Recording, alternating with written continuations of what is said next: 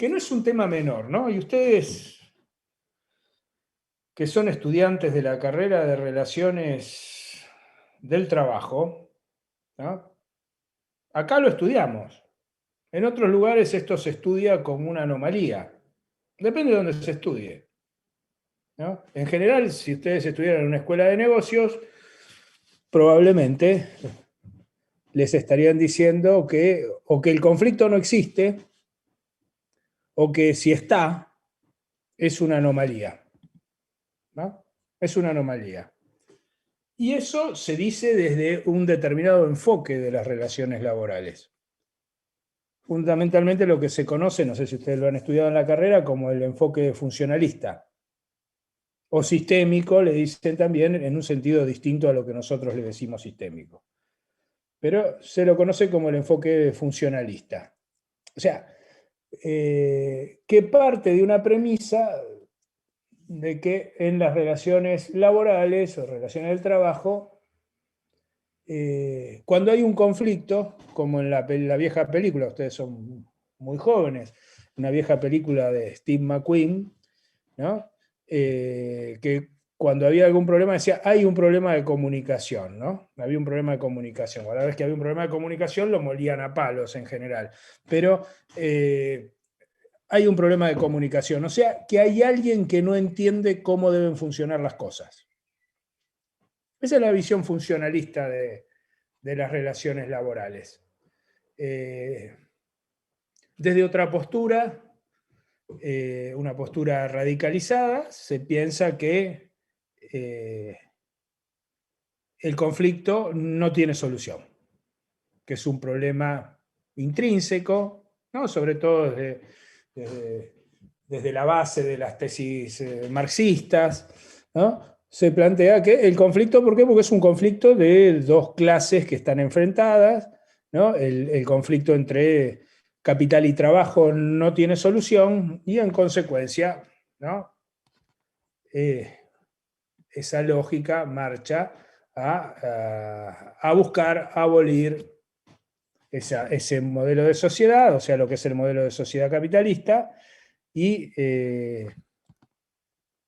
discúlpeme, pero justo lo quiero abrir de la pantalla, pero no me lo toma, y tengo que abrir los participantes. Ahí está. Entonces, que habría que abolir ese sistema, ¿no? La socialización de los medios de producción, porque el conflicto entre capital y trabajo, ese antagonismo no tiene solución. Entonces tenemos una postura, la postura se llama radical o radicalizada, la otra es la postura funcionalista, y en el medio tenemos lo que estudiamos nosotros, ¿no? Que es lo que se suele denominar la postura democrática, ¿no? Que entiende que dentro de la lógica de los sistemas de producción, inclusive del propio sistema capitalista, existen conflictos, no lo niega, no lo rechaza. Es más, lo utiliza muchas veces para encauzar las cuestiones, ¿no? Recién hablábamos con el equipo de la cátedra, ¿no? sobre determinadas cuestiones que a veces los conflictos deben ser encarados, confrontados, ¿no? Para solucionarlos. Entonces, se busca armonizar, el conflicto en esa lógica debe ser administrado, gestionado, encauzado para obtener un resultado y planteando que si bien hay un antagonismo, si bien hay una confrontación, en principio no debería tornar imposible la coexistencia de estos sistemas, ¿no? Con lo cual, cuando cada uno de ustedes ya son estudiantes avanzados y avanzadas de la carrera, les falta poco para terminarla, ni todo es lo mismo, ustedes ya lo deben saber. Supongo que algo de esto, no sé si lo estudiaron o no. A ver, alguien me dice si en algún momento vio esto que yo expliqué en 2 minutos, obviamente en forma incompleta, pero para hacer un paneo, ahí veo que Juan Manuel me dice que sí, con la cabeza. Bueno, me alegra que lo hayan visto. Lo que nos está diciendo que cuando uno adopta una postura frente a las relaciones laborales, esa postura, como digo yo, no es inocente. Y no porque diga que alguien, porque no es inocente, no es malo. No estoy diciendo que alguien sea malo. Lo que estoy diciendo... Apagó el micrófono. Perdón, no sé en qué parte se apagó el micrófono. Decía, lo que quiere decir es que ninguna postura es inocente, sobre todo para gente conocedora de las relaciones laborales. Mi mamá no es una experta en relaciones laborales y no tiene conocimiento de estos detalles de los distintos enfoques de las relaciones laborales, las distintas posturas, las distintas visiones, pero ustedes lo tienen y lo van a proyectar en su actividad el día de mañana. Y eso implica visiones del mundo. Implica visiones del mundo. No sé si mejores o peores, pero por lo menos distintas. Y todo el mundo está hablando en función de ciertos intereses. La postura funcionalista priorizando el capital, la forma, en términos de relaciones laborales, la forma de organización del trabajo, de la producción, y entendiendo que todo lo que nosotros estudiamos debe acompañar eso. Cuando ustedes a menudo escuchan en los medios, ahora, hace 50 años, ¿no? Que la postura debe ser colaborativa, sí, a veces debe ser colaborativa y se mantendrá solamente colaborativa si yo estoy en la postura funcionalista, donde el sindicato debe ser una entidad que acompaña, que transmite mensajes, que comunica lo que hay que hacer, pero no confronta. Entonces, ¿qué pasa con el conflicto? Y con su expresión más emblemática, que es el derecho de huelga, que también vamos a estudiar hoy. Yo lo que quiero es, yo no voy a repetir lo que dice un manual, quiero tratar de reflexionar con ustedes sobre esto. Entonces, en esa lógica, toda lógica debería resolverse dialogando. Y no todo se resuelve dialogando. El conflicto no siempre se resuelve dialogando. Si no, no existiría la huelga. Y el reconocimiento del derecho de huelga no por mí, por la Constitución, que es un poquito bastante más importante que yo en términos de reconocimiento de derecho, porque yo puedo decir comparto, no comparto, me gusta, no me gusta el derecho de huelga. Ahora, el derecho de huelga lo que no podemos discutir es que es un derecho que tiene reconocimiento constitucional. O sea, yo estoy admitiendo la posibilidad de medidas de fuerza dentro de ciertas reglas, dentro de ciertos parámetros. ¿Está mal eso? Esta es la pregunta. Y si alguien piensa que está mal, me encantaría escuchar las razones. Y si no coincido y hay buenas argumentaciones, me gustan más. Porque esto es reflexionar, para eso está la universidad, para pensar, para tener punto de vista. No nos tenemos que poner de acuerdo siempre. ¿No? Otra vez tengo, no sé, le quiero dar ahí, tengo que abrir para admitir. Entonces está en la Constitución, no es un dato menor. Más allá que es un producto histórico de las luchas de miles y miles, podemos decir millones, de hombres y mujeres que atravesaron situaciones terribles para obtener determinados derechos. Entonces, cuando se plantea el diálogo social, Mario, ¿estás a favor del diálogo social? Sí, absolutamente estoy a favor. Tengo escrito a favor del diálogo social. Ahora, tampoco puedo entender que el diálogo social es solamente dialogar. El diálogo social implica correlaciones de fuerza. Porque si yo a alguno de ustedes que está ahí le digo, miro alguna de las imágenes y digo, bueno, vos dame la computadora, o vos dame los auriculares, o vos dame, no sé, por ahí veo una pava y un mate, ¿no? Dame el mate, ahí capaz que me convidan el mate, ahora en época de pandemia no hay que compartir el mate. Ahí está, me lo están ofreciendo. Gracias. Pero probablemente si yo le digo, dame la computadora que estás usando ahora, y vos me vas a decir, ¿por qué te la voy a dar? No, porque yo te voy a convencer que me la tenés que dar. O que vos no tenés derecho a tener una computadora. argumento en un sentido o en otro. Si no entendemos esto, no vamos a entender nunca las relaciones laborales, no vamos a entender las posturas y no vamos a entender lo más importante, que son los intereses que hay atrás. Atrás o adelante, porque cada vez los intereses están más a la vista. Que no los querramos ver en el mundo es otro problema. Entonces, el derecho del trabajo, a mí me gusta decirlo, es el derecho del conflicto, el derecho que busca regular y encauzar el conflicto. Regular, palabra que a mí no me asusta. Y que no me van a correr ni por izquierda ni por derecha con la palabra regular. Porque, como digo siempre, no lo digo por ustedes que me van a correr, digo, porque uno parece que hoy dice la palabra regular, uy, ven fantasma de comunismo. No, el comunismo regula de otra forma, pero regula. El liberalismo regula de otra forma, pero regula. Y la visión de las relaciones laborales que transmitimos acá es otra forma de regulación. Y ahí entra el rol del Estado, porque el Estado siempre regula, ¿no? Como digo, hago el jueguito de palabras, regula cuando no regula. Y ahora, lo que pasa es que se cree que cuando se saca cosa hay desregulación. No, si se saca la indemnización, es una desregulación que está regulando de otra forma la extinción del contrato de trabajo. Y el derecho del trabajo busca canalizar esa conflictividad estructural, ¿no? Y lo hace con distintas normativas, legislativas, convencionales, ¿no? Esa autorregulación que se puede dar, ¿no? Para atender los distintos tipos de conflictos que se dan en las relaciones laborales, ¿no? Distintos tipos de conflicto que ustedes tienen en cualquier texto.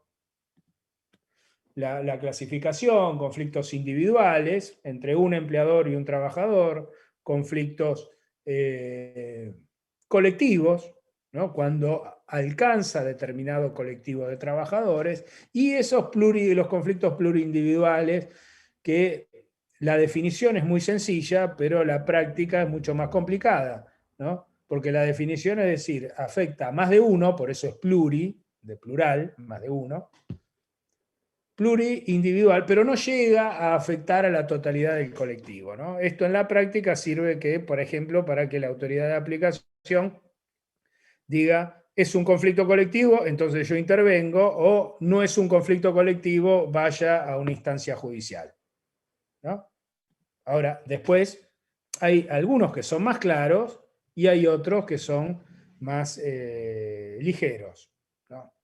Por ejemplo, en la época de la dictadura muchas veces se planteaban, en vez de plantear los conflictos como colectivos, se los planteaba como individuales porque como la huelga estaba prohibido, y hay que acordarse quiénes son los que tienen tanto problema con la huelga, ¿no?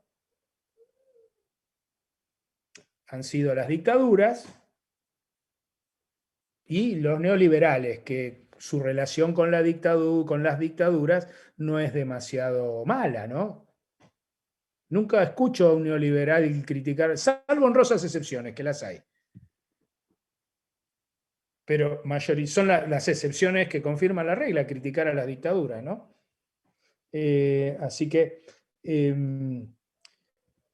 igual esta clasificación está en todos los libros. Después ustedes tienen otra clasificación, digo, porque esto nos va a servir un poquito de marco teórico, muy chiquito, para algunas cuestiones. Después tienen otra clasificación de los conflictos laborales en conflictos de derecho y conflictos de intereses. Hay una explicación que más que una explicación parece un refrán, ¿no? Que dice que el conflicto de derecho es el que parte de una norma. O sea, hay conflictos sobre la aplicación, sobre la interpretación de esa norma. Y el conflicto de intereses es el que va hacia una nueva norma. O sea, lo que se busca es una nueva regulación de la situación. Un aumento salarial. Si yo quiero una nueva regulación, ¿qué voy a querer? Seguramente si quiero un aumento, ¿qué voy a querer? Que haya una nueva regulación, una nueva norma, un nuevo acuerdo colectivo, se regule como se regule, donde diga que en vez de ganar 1 peso, gano 2, por ejemplo. O establecer otras condiciones de trabajo, o lo que fuere. ¿sí? Esta es la clasificación que tienen en todos los libros, que yo no comparto, pero bueno, la explico como todos los libros y ustedes quédense tranquilos que aprueban diciéndola como lo dicen todos los libros. Para mí todos los conflictos son de intereses. Y el conflicto de derecho es un subtipo del conflicto de interés. El problema es que tenemos alguna normativa, como vamos a ver ahora la 14786, ¿no? Que es la ley de conciliación obligatoria y arbitraje voluntario, 14786, 14786, igual la voy a repetir dentro de un rato. En donde dice, se aplica a los conflictos de intereses, ¿no? Y para los conflictos de derecho sí lo dicen las partes, pero si uno busca no encuentra, más allá de definiciones doctrinarias, no encuentra definiciones de ese tipo, aclarando bien cuál es estrictamente cada uno, ¿no? Yo no encontré una definición legal que los diferencie. Entonces, me parece que para ciertas cuestiones, por ejemplo, cuando se aplica la conciliación obligatoria en los casos de encuadramiento sindical, donde capaz que el que está haciendo la medida de fuerza es el sindicato que no está formalmente reconocido, y dicen hay un conflicto de derecho, no se puede aplicar. Bueno, depende cómo interpretemos esto de interés y derechos, podría variar. Igual quédense tranquilos que esto no se lo voy a preguntar en el examen, es a título ilustrativo. Otras clasificaciones que ya lo conocen ustedes, los conflictos intersindicales, intrasindicales, ¿no? Que se dan dentro de la vida de una organización o entre organizaciones. Recién hablábamos de los conflictos. Y esto nos va a permitir, en términos de lo que venimos estudiando, por ejemplo, decir un conflicto de encuadramiento sindical es un conflicto intersindical entre, no adentro, entre el sindicato A y el sindicato B, de derecho, porque lo que están discutiendo es el alcance de la representación y la base para resolver eso es la resolución, o sea, una norma, ¿no? Resolución, entre paréntesis, que es una norma, resolución que otorgó la personería gremial. Entonces estamos diciendo, yo tengo derecho a representar porque mi resolución dice esto, y el otro viene y dice lo mismo. Es un conflicto intersindical de derecho, por ejemplo. Y así se pueden armar las distintas clasificaciones. Ahora, y acá viene lo que charlábamos antes, ¿no? Como consecuencia de los conflictos, las partes pueden tomar medidas. O el conflicto solamente es la huelga. Cuando se despide en una planta a la mitad de los trabajadores, ¿no es un conflicto? ¿Quién tomó la medida? O cuando el sindicato declara una huelga, es un conflicto. Las medidas, más allá que nosotros vamos a ver que los que tienen el derecho de huelga formalmente son las organizaciones sindicales, como consecuencia se toman medidas, ¿no? Se toman medidas para volcar la balanza para el lado de uno. No hacen esto, empiezo a despedir gente. Ah, bueno, vos despedís gente, nosotros te paramos la planta. O te paramos la planta porque queremos un aumento. Y nuestra legislación prevé precisamente la legitimidad de cierto tipo de medidas de acción directa, ¿no? Las medidas de fuerza, las medidas de acción directa. Lo más emblemático del conflicto es la huelga, que como ustedes ya saben a esta altura, está en el artículo 14 bis de la Constitución Nacional. Se garantiza a los gremios el derecho de huelga. ¿Y para qué se hace la medida? Bueno, dentro de ciertos parámetros, para sustentar, sostener la pretensión y obtener un resultado. Y además es la única herramienta que históricamente han tenido las organizaciones sindicales. Es más, si uno lo mira en términos temporales, la huelga en muchos casos es anterior a la existencia de los sindicatos, porque hubo colectivos que no estaban formalmente organizados, pero sí se organizaban, ¿no? Lo que hoy llamaríamos un agrupamiento, ¿no? Aunque en muchos lados dicen agrupación, el término correcto sería agrupamiento, ¿no? La corte incluida, ¿eh? ¿no? Agrupación es la agrupación celeste, azul, blanca, naranja, violeta, de un sindicato, de un club de fútbol o de lo que fuere, que en muchos lugares se usan, ¿no?, los colores o los números. El agrupamiento es esa reunión, ese colectivo que en determinado momento hacían lo único que podían hacer para presionar y para mejorar sus condiciones. Porque acá hay otra reflexión que yo quiero compartir con ustedes. Por ejemplo, cuando no se da un aumento o cuando no se mejoran las condiciones de trabajo, que es el proceso histórico, y por eso tenemos un principio de progresividad, porque hemos ido tratando de ir avanzando en esto. Cada vez que no se dio porque no se podía o porque no se quería. ¿Puede haber algún caso que no se podía? Seguro que sí. Obviamente, cuando la gente está a punto de morirse, ¿no? O como tenemos ciertos casos, ejemplo Bangladesh, ¿no?, que se prende fuego una fábrica, porque dijeron se va a prender fuego, se va a prender fuego. Cuando se prende fuego creo que se murieron 4.000, 5.000 personas, con chicos incluidos, porque no le faltaba nada, trabajo infantil, todo lo que no se debe hacer estaba ahí. Necesitamos mejorar las condiciones de seguridad. ¿No se hace porque no se puede siempre? Porque este es un problema estructural que yo estoy viendo en las relaciones laborales, ¿no? Parece que cada cosa es como que uno pide lo que no se puede, ¿no? Entonces, les pregunto a ustedes, ¿no se puede, no se quiere? Y frente a eso, ¿qué se hace? Una posibilidad es no hacer nada. Es lo que escuchamos habitualmente. Sigamos dialogando. Y yo te voy a seguir diciendo que no. ¿Querés aumento? No, no puedo. ¿Querés mejorar las condiciones? No puedo. ¿Seguimos dialogando? Pregunto, porque acá estamos discutiendo todas las corrientes ideológicas que hay en las doctrinas de las relaciones laborales. La otra, ¿qué es? Dinamitamos todo, rompemos todo, prendemos fuego todo. Se empieza con alguna medida de fuerza leve, Eh, ejemplo, quite de colaboración, algún tipo de medida de fuerza para A ver, una que la cosita, persona... perdóname, antes de empezar con la medida, porque más allá de cómo empieza o no, que cada uno la empieza, y aclaro, la puede empezar más liviana, más dura, más pesada, más liviana, más para ver si tenemos un acuerdo rápido o rompiendo lanzas. Lo que les quiero mostrar es esto de entender el sentido del derecho de huelga, porque el derecho de huelga pone reglas claras de funcionamiento para esto. Porque si no tenemos el derecho de huelga hay dos posibilidades. O seguimos dialogando eternamente porque yo no te voy a dar bolilla, o te voy a dar bolilla el día que me levanté de buen humor y me agarré un ataque de bondad y te quiero regalar algo. Entonces no es un derecho, es una dádiva. Es una limosna.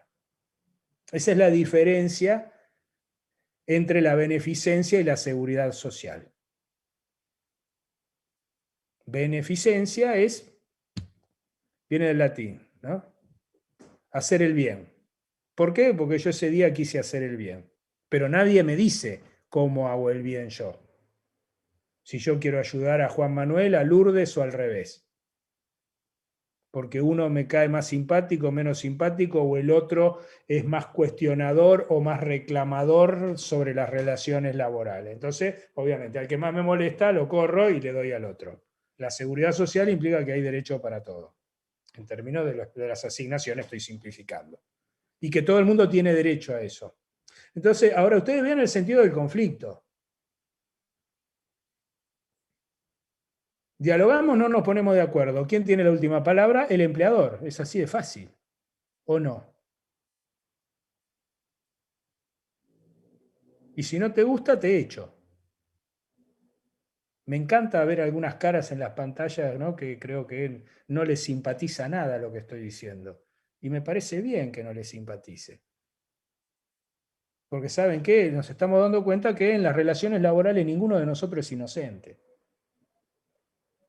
Todos defendemos intereses, conscientes o inconscientemente. Después cada uno, para su gusto, algunos serán buenos, malos, regulares. La otra que es, como vos no me escuchás y no tengo ninguna herramienta, rompo todo. La huelga dice, vos tenés derecho a reclamar, pero dentro de ciertos parámetros. Son reglas para regular el conflicto, para encauzarlo. Obviamente es un daño lícito, como lo ha definido la jurisprudencia. Es la posibilidad de causar un daño lícito. Y los trabajadores y las trabajadoras, la única herramienta que tienen para causar un daño lícito es no trabajar o producir menos, seguir trabajando pero producir menos, o todas estas formas, quite de colaboración, trabajo por turnos, con asistencia, sin asistencia, trabajo a tristeza, trabajo a reglamento, y qué sé yo, todos los otros más que tenemos. ¿Sí? Pero se busca meter presión para obtener un resultado, porque se sabe que si no, no hay resultado, no hay respuesta. ¿Por qué te voy a regalar algo si me lo puedo gastar en caramelos en el kiosco de la esquina? ¿Por qué te lo voy a dar a vos? Ahora, si estamos en la teoría neoliberal, es decir, cuanto yo más gane, va a venir la teoría del derrame. Entonces, como yo voy a ganar tanto, no sé por qué yo voy a repartir. Porque le agarró un ataque de socialismo en ese momento. ¿Por qué voy a repartir porque gano más? Si gana más, ¿por qué voy a repartir con los trabajadores y no me compro un velero, por ejemplo? ¿Por qué? Son reflexiones. Y todo esto está alrededor del conflicto. Y ustedes piensen en todas las estupideces que escuchamos todos los días. Y no son patrimonio de un solo lado, de varios lados, prácticamente de todos. Si quieren, no, si quieren no, inclúyanme a mí hablando de estupideces también. Pero que si pasa esto va a pasar lo otro. Miren, lo espontáneo, lo voluntario pasa si alguien lo quiere hacer. Es como la responsabilidad social empresaria, es voluntaria. Y la empresa define dónde tiene que ser socialmente responsable. Entonces, yo me acuerdo una conferencia en Entre Ríos, era que un empresario estaba hablando de que había puesto un dispensario al lado de un barrio muy pobre, ¿no? Y de golpe, en ese auditorio, que era un lugar muy grande, se levantaron como 100 personas que dijeron, vos tenés 400 trabajando y tenés a la mitad no registrados. Ahí no hay obligación de responsabilidad social. Bueno, eso fue un conflicto. Pero la voluntariedad,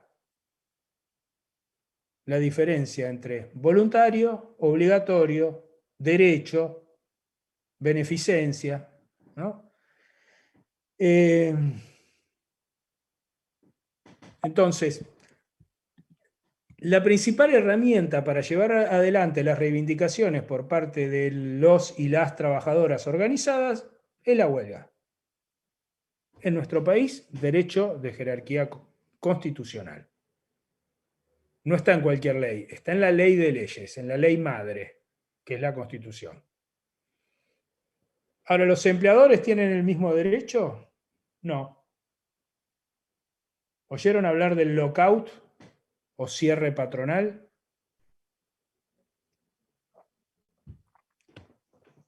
Es cuando los empleadores, por alguna razón, en general como elemento de presión, cierran el establecimiento, ¿no? Clausuran, cierran su establecimiento para presionar. Hay muchos países que lo tienen prohibido el lockout. Porque si ustedes recuerdan Derecho 1 y recuerdan el ius variandi, como dice Amanda Cauet, el lockout es una alteración de las condiciones esenciales del contrato de trabajo. El empleador no puede alterar las condiciones del contrato de trabajo. No tiene derecho de huelga. Algunos dicen el lockout es como la huelga, más que la huelga no es que no trabaja, cierra el establecimiento.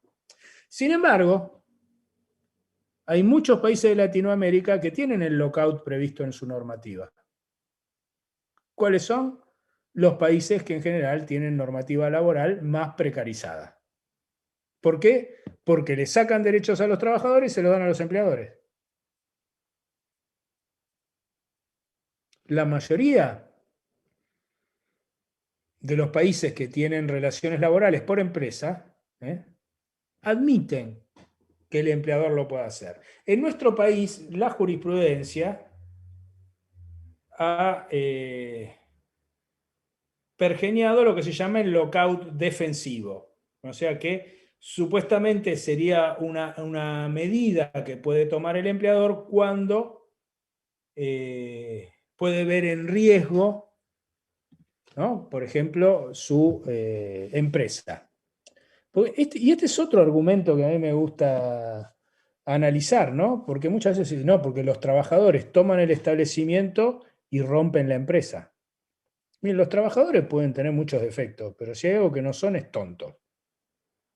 Si los trabajadores rompen la empresa para ganar el conflicto, cuando termina el conflicto, ¿dónde trabajan? Ahora, loquitos puede haber en todos lados. Puede haber un loquito que vaya y rompa una máquina, puede haber. Las tomas de establecimiento, y esto ha dado lugar a toda una serie de jurisprudencia distinta que muchas veces, y de acuerdo a la postura ideológica que tengan los fiscales que intervienen o los jueces que intervienen, digan, tomaron el establecimiento, están afectando el derecho de propiedad. No es el soviet de Petrogrado, no lo están tomando para confiscarlo en nombre de la revolución. ¿No? Tenemos 4 o 5 que todavía no plantean eso, pero la mayoría del movimiento sindical argentino no plantea eso. El 95% del movimiento sindical argentino no plantea eso. No le interesa expropiarle, no le interesa que la empresa produzca y genere plata y que después mejoren las condiciones. Bien, esperen que acá hay...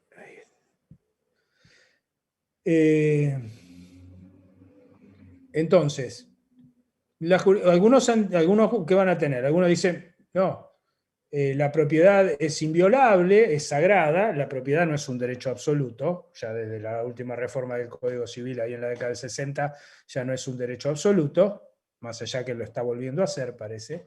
No es que con la propiedad hago lo que quiero. Eso es un posicionamiento ideológico. Un liberal va a decir eso. Con la propiedad hago absolutamente lo que quiero. La postura radical va a decir, la propiedad tiene que ser solamente del Estado. Ahora, en el medio hay un montón de distintas vertientes que admiten la propiedad, pero dicen que la propiedad no puede ser absoluta. De hecho, la expropiación existe como figura en Argentina y no quiere decir que estemos expropiándole todo a todo el mundo. Existen, ¿no? Las autopistas, bueno, eso, ¿no?, que le hicieron la expropiación durante la dictadura, se valió de una ley de expropiación que había y que sigue estando la ley de expropiación. En Argentina y en el 99% de los países del mundo existen leyes de expropiación que en general son para situaciones excepcionales, cuando hay que construir obras o por alguna cuestión de utilidad pública, que eso es lo que la justifica. Ahora, después viene la discusión, ¿la propiedad tiene una función social o no? Los tratados internacionales de derechos humanos van en esa línea. Bueno, si no queremos más derechos humanos, bueno, después no nos lamentemos cuando pasan ciertas cosas, pero bueno, porque esa concepción de no me importan los derechos humanos, no me importan hasta que me pasa a mí. ¿No? Es como la inseguridad, no me importa hasta que me pasa a mí. Y acá pasa lo mismo, en otra dimensión pasa lo mismo. Los trabajadores muchas veces ocupan el establecimiento, y así ha sido reconocido, inclusive por la jurisprudencia, para que no lo vacíen. porque si no, el lunes cuando van a trabajar, no encuentran nada. Y ni siquiera pueden cobrar la indemnización, porque no hay ni un rulemán para rematar y pagar la milésima parte de una indemnización. ¿Esto ocurre? Sí ocurre. Eso no se enseña. Eso no se enseña. O en todo caso se enseña cómo vaciar la empresa, ¿no? Entonces digo, ha sido admitido el lockout defensivo cuando habría un riesgo, y esto hay que verlo para cada caso.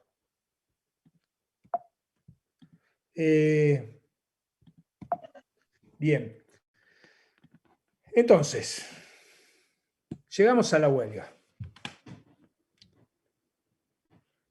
Y recién veíamos, ¿no? Y la huelga se puede dar de distintas formas, ¿no? Esto por tiempo indeterminado, por tiempo determinado, trabajo a tristeza. Hace mucho tiempo, otra de las sonceras, ¿no?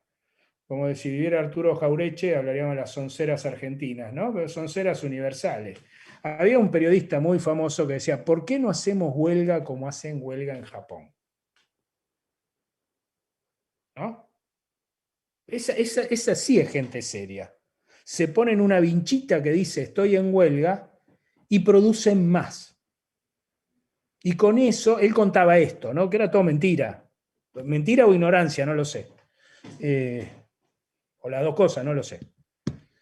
Entonces él decía, producen más, entonces con eso es como que moralmente demostraban qué buena medida, ¿no? Esto es como cuando hacen huelga y reparten flores. Me parece un lindo gesto, qué sé yo. A todo el mundo le gusta que le regalen una flor, ¿no? A mí también me gusta. Ahora, ¿con eso van a lograr algo? En algunas sociedades puede ser, ¿no? La victoria moral. No es el caso de la nuestra. Y yo diría a esta altura, no es el caso de la mayoría de los países del mundo, ¿no? Podría ser en los países nórdicos, ¿no? Donde la presión moral sería tan fuerte como hacen los nórdicos, que si tienen un amigo que no paga impuestos, lo ralean del grupo, ¿no? Dicen, no, bueno, pagás impuestos, no te queremos en nuestro grupo. Acá lo felicitan muchos, ¿no? Entonces digo, son cuestiones culturales. Ahora, lo que decía este señor no era la realidad, porque la victoria no era porque moralmente producían más, mirá qué buen trabajador soy, merezco ganar más, y toda esa serie de sonceras, sino que los japoneses, entre comillas, inventaron lo que conocemos como toyotismo, ¿no? Que ustedes también lo deben haber visto a lo largo de la carrera. Y el toyotismo tiene una serie de pautas de funcionamiento entre las cuales se destaca el manejo del stock, ¿no? Cuanto más stock tengo inmovilizado, más capital tengo inmovilizado. Por eso si ustedes van a un supermercado y miran el depósito, van a ver que en el depósito hay muy poca mercadería. Por eso es tan fácil que haya desabastecimiento en cualquier lugar del mundo. ¿Por qué? Porque tienen lo mínimo para reponer. Porque cuanto más mercadería tienen amontonada, es más capital inmovilizado. Y el capital tiene que moverse para generar. Cuando los japoneses producían más en la historia tergiversada que nos contaban, y que un montón de salames, perdónenme la palabra, repetían, diciendo, mirá cómo hacen los japoneses, ¿no? En realidad los japoneses estaban saturando el stock. Producían y te estaban inmovilizando capital. Y el daño era mayor a que no produjeran. ¿Se entiende? Cada vez que uno hace una medida de fuerza, lo que busca es causar más daño. Un daño lícito. O en ese caso, no sé, porque estaban disponiendo de un montón de insumos, ¿no? Habría que ver el caso. Acá en Argentina ya le estarían haciendo una denuncia penal.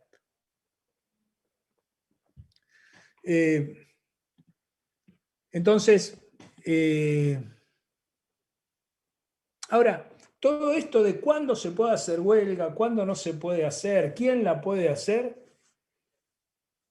llevó a una serie de discusiones, ¿no? Que es lo que se llama la declaración de ilegalidad de una medida de fuerza, ¿no? Seguramente alguna vez lo han escuchado, ¿no? esta huelga es ilegal. ¿Y quién lo dice? Esto es una vieja creación pretoriana, y el que empezó a declarar fue la autoridad de aplicación, el Ministerio de Trabajo. Declaraba la ilegalidad de una medida cuando la huelga se desarrollaba sin haber seguido los procedimientos establecidos en el propio estatuto, o la huelga tomaba determinadas características. Esto es lo que yo decía, yo puedo hacer el daño lícito. O sea, yo dejo de producir, te causo un perjuicio. Lo que no puedo es romper todo. No puedo prenderle fuego al establecimiento. Sí puedo pararlo, pero no puedo hacer lo otro. La huelga tiene determinados parámetros. Entonces, ha habido mucha discusión sobre esto, ha habido y hay mucha jurisprudencia sobre esto, y se entiende que la declaración de ilegalidad de una medida de fuerza, en primera o última instancia, porque tienen fallos para todos los gustos, ¿no? Hay un montón de combinaciones de esto, pero es una facultad del Poder Judicial. El que va a determinar en última instancia si la huelga fue bien o mal hecha, o si la gente participó bien o mal en esa medida de fuerza, va a ser un juez o una jueza. ¿Sí? Pero si esto existiera, en general, es un paso previo o es un guiño o una habilitación para que las empresas puedan despedir, ¿no? Por eso, la mayoría de los gobiernos democráticos, y ya hace un par de décadas que no se declara la ilegalidad de una medida de fuerza, más allá de algunos amagues y otras cosas, porque en general la huelga no afecta a la declaración de ilegalidad en general no afecta a la organización sindical. En general afecta a las y los trabajadores individualmente, porque cuando se declara la ilegalidad, sobre la base de la ilegalidad, le suelen decir, usted tiene que volver a trabajar. Y si no vuelve a trabajar, lo despido. Y más allá que en el transcurso de un conflicto, si el conflicto se resuelve, se puede reincorporar a los despedidos, muchas veces pasa. Si no pasa eso, la persona podrá ir a una instancia judicial, el juez inclusive podrá darle la razón y en el mejor de los casos cobrará la indemnización, pero se quedó sin trabajo. Ese es el motivo por el cual los gobiernos democráticos no declaran esto. Si tienen un conflicto con el sindicato, lo tratarán de resolver o lo denunciarán, como ya hemos estudiado, ante el Poder Judicial, pidiéndole la suspensión o cancelación de la personería si consideran que cometió una falta que justificara eso. Pero la declaración de ilegalidad no, sobre todo afecta a los contratos individuales de trabajo. Otra de las cuestiones vinculado con esto es, ¿y cuál es la causa de la huelga? ¿No? ¿Por qué causa se puede hacer huelga o no se puede hacer huelga? ¿No? Esto a veces se discute.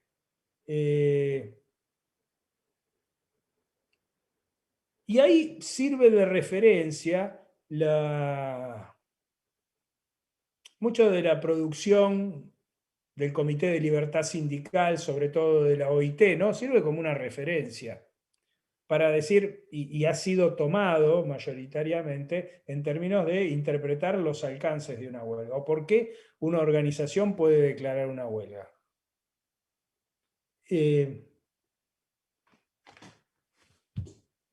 Y ustedes lo deben haber escuchado, ¿no? Esta huelga es política, y esto lo deben haber escuchado en gobiernos de distintos colores. ¿Puede haber una huelga política? Tendríamos que aclarar qué entendemos por huelga política. Y en la propia terminología de la OIT esto está aclarado, ¿no? A ver, lo que la OIT no acepta, ¿no? O rechaza es la huelga puramente política. O sea, yo te hago huelga a vos solamente porque vos sos del partido A y yo soy del partido B. Porque uno es de Boca y el otro es de River, para decirlo en términos futbolísticos. ¿Sí? Si yo hago la huelga solamente por eso, ahí es una huelga puramente política, y creo que hasta tendría que corregirse el término, más que puramente política sería puramente partidaria, porque tenemos ya un problema en términos de teoría del Estado para diferenciar lo que es política de partido, ¿no? Cuando la gente dice yo soy apolítico, no, no sos apolítico, salvo que vivas en una isla desierta. Todos los que vivimos en sociedad somos seres políticos.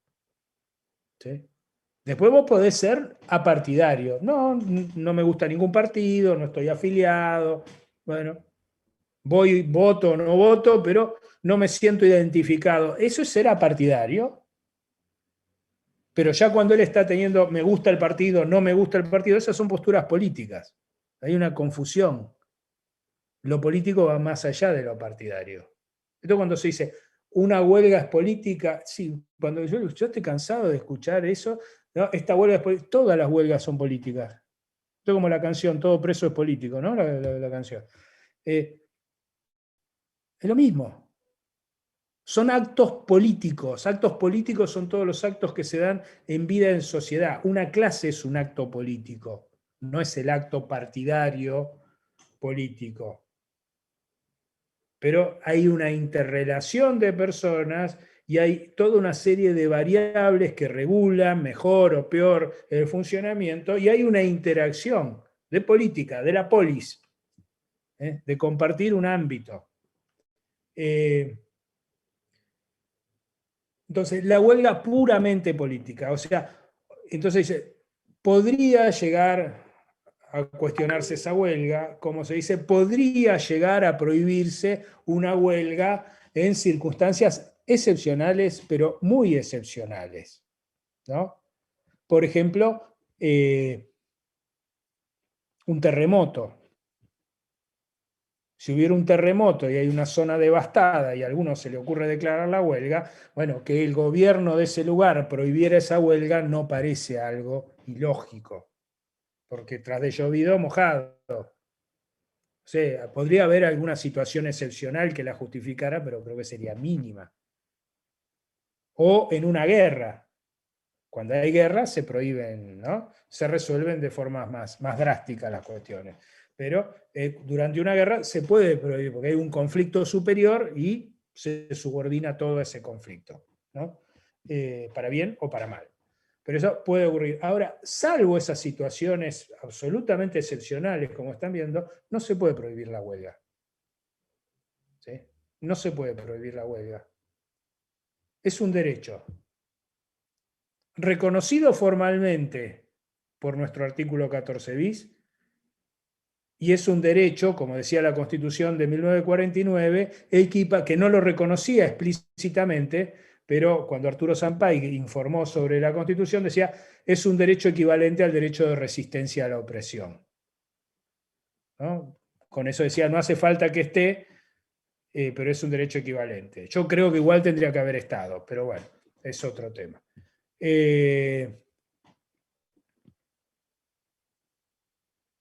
¿Y qué pasa? A ver, ¿yo puedo despedir a alguien por hacer huelga? ¿Solo por hacer huelga? No, no.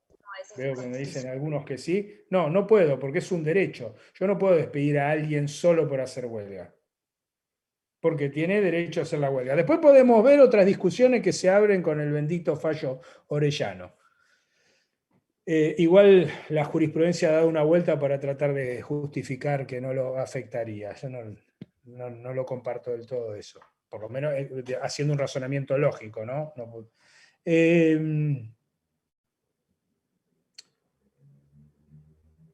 El ejercicio de un derecho, la huelga es un derecho, estamos de acuerdo, ¿sí? Es un derecho, está en la Constitución. Es un derecho. El ejercicio de un derecho no puede constituir ilícita ninguna conducta. ¿No? Ustedes se pueden peinar como quieren, pintarse el pelo del color que quieren, cortarse de un lado sí, del otro no. Tienen un derecho, no está prohibido eso, lo pueden hacer. Con las diferencias es lo mismo. ¿No? Después se pueden dar las situaciones que yo ya les estaba adelantando recién. Bueno, vos ejerciste bien la huelga, hiciste la huelga y rompiste algo. Ahí ya es otra cuestión, pero no es por el derecho de huelga, sino por cómo se está ejerciendo el derecho de huelga. ¿Se entiende la diferencia? Podría haber durante la huelga conductas que podríamos considerar injuriosas que imposibilitaran la continuidad de la relación laboral. Vos me corriste durante la huelga de un lado y del otro, con una llave inglesa, me querías matar, bueno, es una conducta que probablemente torne imposible la continuidad de la relación laboral y se tendrá que resolver conforme la normativa. Otra de las cuestiones, yo quiero ir punteando algunos temas porque pasa el tiempo y no quiero dejar de lado otro. ¿Qué pasa con los salarios cuando hay huelga? ¿Se cobra, no se cobra? ¿Siempre se cobra, nunca se cobra? ¿Alguna vez se cobra? ¿No? A ver, hay un principio que ustedes ya lo estudiaron en Derecho Individual, que es, si no se trabaja, no se cobra, ¿no? En términos generales. Después tenemos las justificaciones, etc. Pero en general, la huelga es, yo estoy ejerciendo mi derecho a retener las tareas, a no asistir, o a hacer el quite de colaboración, o el tipo de medida de acción directa que quiera llevar adelante, y en consecuencia el criterio es, si no se trabaja, no se cobra en este caso. No es que estoy con una licencia por enfermedad, ni nada, no trabajé, adherí a la medida de fuerza. O sea, el criterio general, inclusive jurisprudencial, es que no se cobran los salarios de los días de huelga.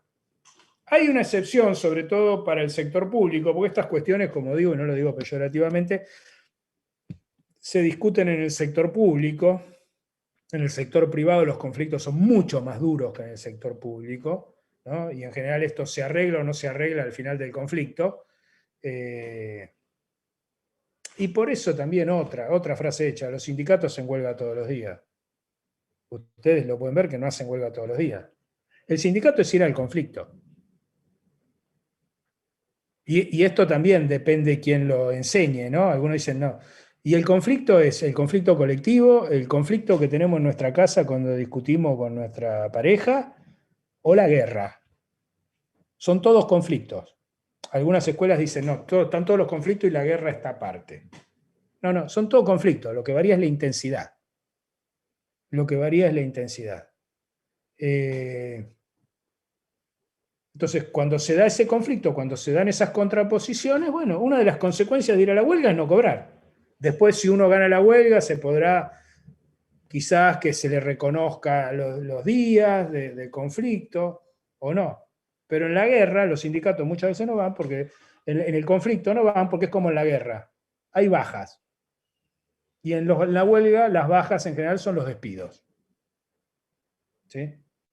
Entonces, hay un grado de prudencia para hacer medidas de fuerza. Porque en general cuando hay una huelga, y alguna gente puede quedarse sin trabajo. ¿Sí? Ahora, hay un caso, que les decía en el sector público, que ha habido acciones judiciales y en algún caso se ha reconocido que aunque hubo huelga, el empleador tenía que pagar. En general, el empleador en ese caso es el Estado, ¿no? Es el Estado. ¿Y por qué tenía que pagar? No, estoy escuchando porque no sé si hay truenos. ¿Por qué tenía que pagar? Porque la jurisprudencia dijo que esa medida de fuerza había sido por exclusiva culpa del empleador, que había cometido incumplimientos y que la huelga había sido defensiva, no ofensiva. No es que la organización sindical había planteado vamos a la huelga porque queremos un aumento salarial o queremos tal o cual cosa. Sí, hay trueno. Sí. No sé, por lo menos por mis pagos, no sé lo de ustedes. Había sido culpa del empleador que había incumplido, no me acuerdo en ese momento, pero supongamos no cumplía un acuerdo, o no cumplía uno o más artículos de un convenio, o no cumplía una norma de la ley de contrato, bueno, acá era sector público, ¿no? La ley de contrato de trabajo en este caso no se las aplicaban, pero lo que fuere, y en consecuencia la organización sindical, para hacer valer lo que la ley o el convenio, no me acuerdo en este caso, les garantizaba, hizo una medida de fuerza. Fue culpa del empleador y en consecuencia dijo, usted generó este conflicto, usted tiene que pagar los días de huelga. Es jurisprudencia de la provincia de Buenos Aires. Me estoy quedando, me esperan un segundo porque me estoy quedando sin batería.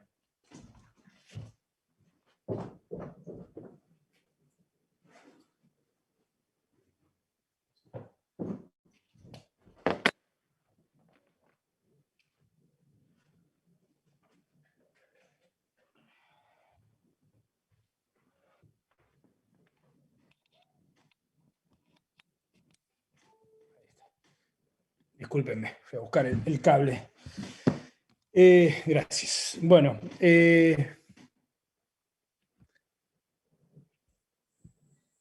yo no sé si entran o salen, pero sigue entrando gente. Pero no sé, no me fijé la cantidad. Sí. Bien. Entonces, ¿qué más? Ahora, vamos a ver ahora dos normas que son las normas un poco que regulan específicamente esto, ¿no? Hay una que es central. Hay una que es central y que les pido que le pongan especial atención para conocerla, porque les va a ser de utilidad, y especial atención para el examen también. No quiere decir que lo otro no, pero a esta sí. Que es la ley 14.786. Vieron que la había nombrado antes, ¿no? De conciliación obligatoria y arbitraje voluntario. Que es la ley que se va a aplicar a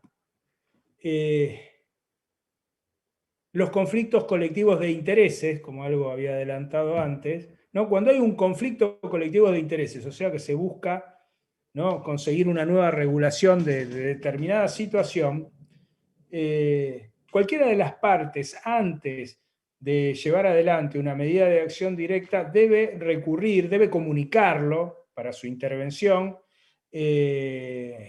a la autoridad de aplicación. La 14.786, la autoridad de aplicación es el Ministerio de Trabajo de la Nación. Ustedes van a ver que en muchas jurisdicciones, en muchas provincias de nuestro país, existen normas similares para los conflictos locales, ¿sí? Porque también, por una cuestión de competencia, tengan en claro que si el conflicto es estrictamente local, interviene la autoridad administrativa local. Si el conflicto es un conflicto en una empresa de Lomas de Zamora, en un establecimiento puntual de Lomas de Zamora, es un conflicto exclusivo del ámbito de la provincia de Buenos Aires, salvo que por las características de ese establecimiento sea competencia nacional o federal, ¿sí? Si fuera la universidad es nacional. Pero si es el establecimiento, es la fábrica de tornillos X, ¿no?, que está en Lomas de Zamora, y hay un conflicto laboral ahí, un conflicto colectivo, el conflicto es estrictamente local. ¿Quién va a intervenir? El Ministerio de Trabajo de la provincia, la Subsecretaría de Relaciones Laborales de la provincia. Bien. ¿Y qué pasa si las partes no lo comunican? Bueno, la autoridad de aplicación igual puede intervenir. Puede intervenir lo que se llama de oficio, ¿sí? Si no me avisaron, intervengo igual. ¿Y qué va a hacer? Va a tratar de solucionar ese conflicto mediante la realización de audiencias, mediante la propuesta de fórmulas conciliatorias. Pero si hay medidas que ya se están desarrollando, esta ley permite que durante un determinado lapso de tiempo, que es de 15 días, prorrogable por 5, se pueda dictar lo que se llama precisamente, como su nombre lo indica, conciliación obligatoria. ¿Sí?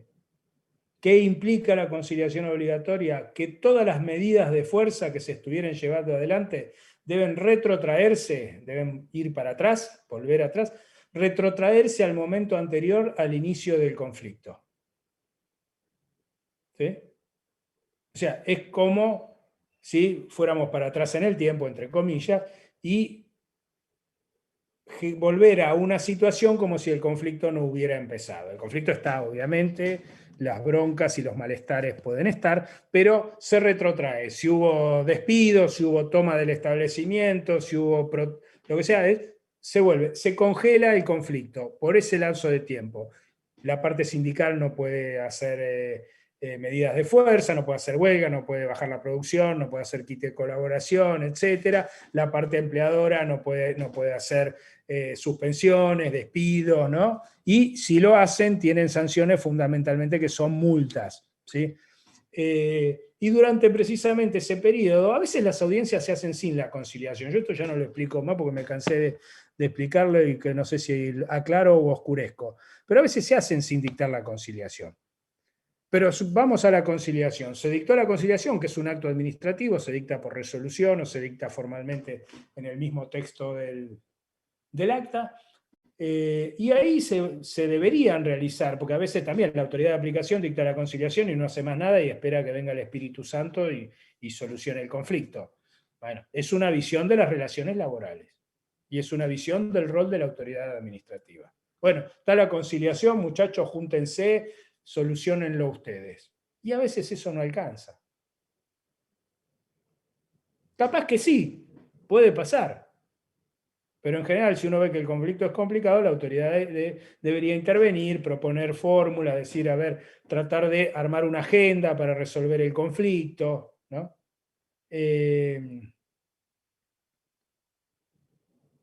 Buscar fórmulas de conciliación, ¿no? Ahora, ahí pueden pasar varias cosas, ¿no? Obviamente, la más sencilla sería, se pusieron de acuerdo, como digo yo, todos felices, ¿no? Abrazo, medalla y beso, terminó el conflicto. Listo, esa es una opción, sería, se encauzó el conflicto. Otra posibilidad es que sigue corriendo el plazo, se vence el plazo, digamos, dentro de 2 horas se vence el plazo. Entonces, ¿qué se puede hacer? Se le puede proponer un arbitraje voluntario. Voluntario, dije. Voluntario, ¿qué quiere decir? Que lo deben aceptar las dos partes. No una, las dos. La parte sindical y la parte empleadora. Si una de las dos no lo acepta, no hay arbitraje voluntario. Esto tampoco se hace siempre, ¿no? pero a veces se hace.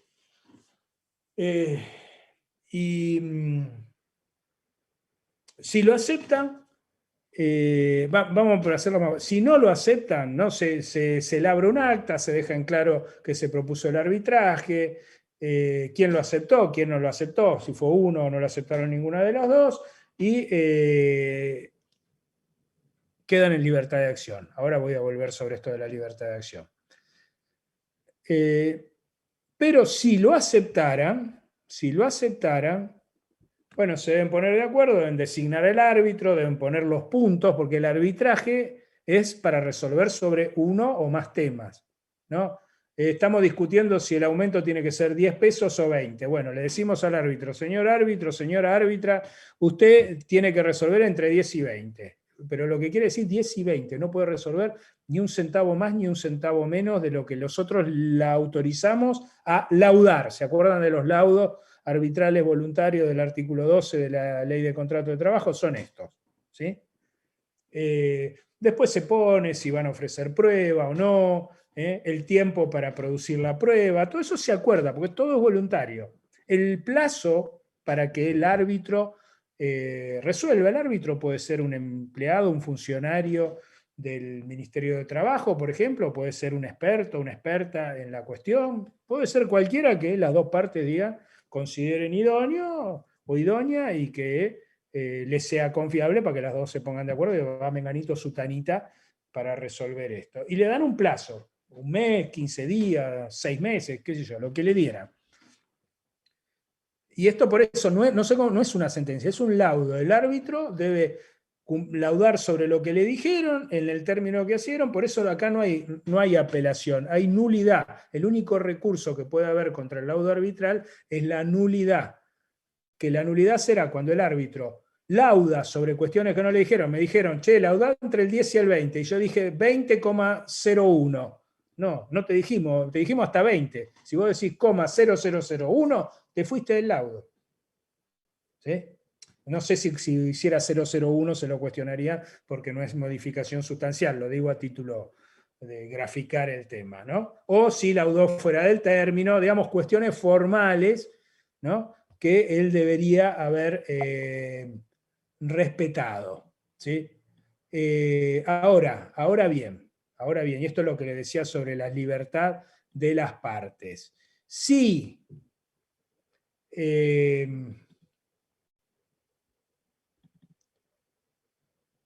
Perdóneme. Se venció el plazo.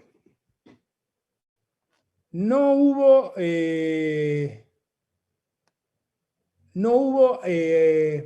acuerdo.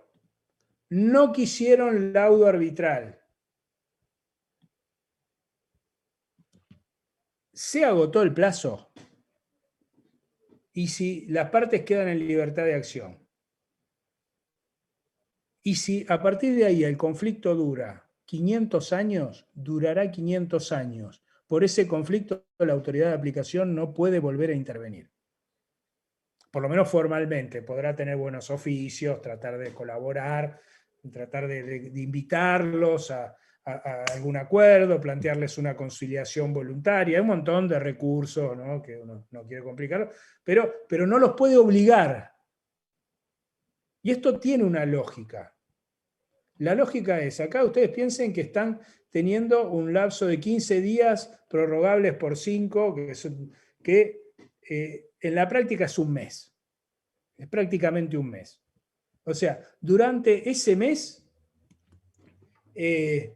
se tendrían que agotar todas las instancias. Ahora, si durante un mes no se pudo encontrar un acuerdo o un inicio de acuerdo, de, che, no lo resolvimos, pues estamos más o menos encaminados, seguimos discutiendo, nos seguimos reuniendo, le seguimos buscando la vuelta, pero se va encauzando la cosa, las partes quedan liberadas, porque lo que no se puede hacer mediante la reglamentación o la regulación de la huelga es armar procedimientos como se han dado en muchos lugares, que han merecido la condena, entre otras cosas, del Comité de Libertad Sindical del OIT, que se dice, bueno, vos para hacer una huelga, primero, tenés que preavisar un mes antes de la huelga. Con lo cual, si el problema es hoy, vos me hacés decir que la huelga la voy a hacer dentro de un mes, cuando llegamos a un mes ya ni me acuerdo por qué estamos haciendo la huelga, y la gente que tiene que adherir a la huelga no lo puede hacer. O el mecanismo de resolución es de 6 meses, con lo cual, de hecho, te estoy impidiendo hacer la huelga. O la huelga debe ser convocada por asamblea, ¿no?, de todos los trabajadores. Ahí les agarra el ataque de democraticismo, que no es democracia eso, sino que son barreras, ¿no? Y dice, y tiene que ser aceptado. Hubo un caso, no me acuerdo si había sido Canadá, si no me equivoco, un caso que intervino el Comité de Libertad Sindical que decía, la huelga tiene que ser aprobada por el 75% de los trabajadores. La huelga tiene que ser aprobada. Acá hemos tenido presidentes en nuestro país y en muchísimos otros países que a veces han tenido el 25 o el 30%. Entonces, ¿cómo es la cosa? Estamos exigiendo un porcentaje que ni en un sistema democrático, o sea, es muy difícil que alguien gane una elección por el 75%. ¿Sí? Salvo excepciones, no es la regla, es la excepción. Si se da, es la excepción, ¿no? Entonces, lo que se está diciendo es, y la ley nuestra es muy respetada, inclusive en los ámbitos de relaciones laborales, porque es una ley que da un mecanismo de resolución y tiene un tiempo razonable para eso, y si no, las partes quedan libres. Cuando yo digo 500 años es a propósito para decir no puede haber ninguna otra restricción, porque por el mismo conflicto no se puede volver a aplicar la conciliación obligatoria. ¿Sí? Después hay piruetas y cosas que se hacen, pero esto es así. Bien. ¿Alguna duda de esto?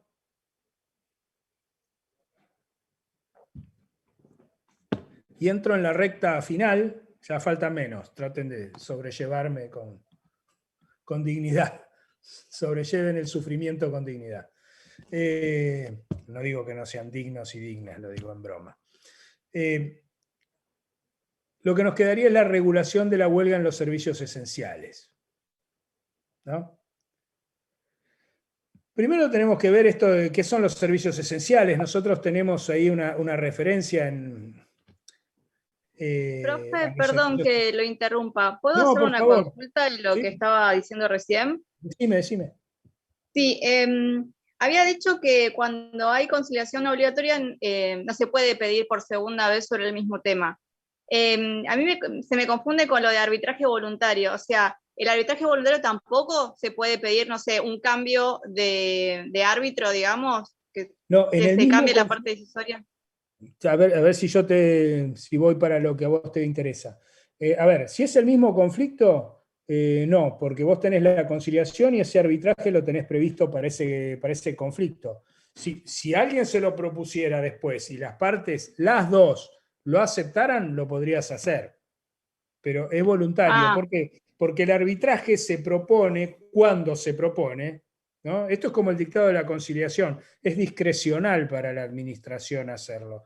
El Ministerio de Trabajo no está obligado a dictar la conciliación obligatoria, es discrecional, lo que se llama técnicamente discrecional, que no es arbitrario, esto es discrecional. ¿La puede dictar o no? Puede dictarla por 15 días, de los 15 días puede dictarla por 7, prorrogarla, no prorrogarla, son facultades para administrar el conflicto. El arbitraje se propone, en general, se puede proponer, ahí ustedes ven que la lógica que se plantea en la normativa es al final, se puede proponer antes también. Yo he estado en conflicto que se ha propuesto antes, pero en general, cuando ya no hay más vuelta, dicen, che, ¿quieren un arbitraje? Ahora, una vez que terminó esto, terminó. No sé si soy claro hasta ahí. Ahora, si el día de mañana las partes quieren volver a abrir una instancia, no están obligadas, lo pueden hacer voluntariamente. Si voluntario. no lo quieren hacer, no lo hacen. Ah, ok, ok. ¿Está Listo, claro? muchas gracias. Decime Sí, si sí, en sí, algo no ahí estoy entendí. claro. Claro. Bien. Nos queda lo de servicios esenciales, que ustedes, para tener una primera aproximación al tema, tienen que ver el artículo 24 de la ley 25.877, de la reforma laboral que hubo en el año 2004, que deroga un decreto que había,